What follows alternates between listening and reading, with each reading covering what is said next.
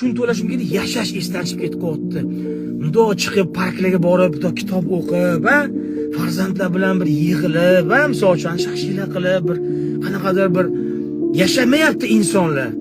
Slishkim men bu gonka, hayot gonkasida men undan o'taman, men undan o'tishim kerak, buni qilishim kerak, kredit yopishim, yana kattasini olishim kerak.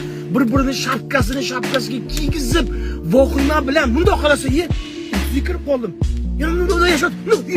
Kalkı kırıp kaldım bile. Yanımda boy bile eliki kırıp kaldım. Tuzlası ne var ha bile.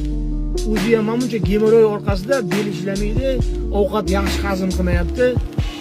Biznes jalab, keyin o'tirib o'yladi. Voy, men hayotim o'zi shunaqa poygaga o'tkazib yuboribman. Birovdan o'taman debman, undan o'taman debman. Nimaga o'z halovatim uchun yashamadim deb keyin o'ylanib qolar ekansiz. Borib shunga kelar ekansiz.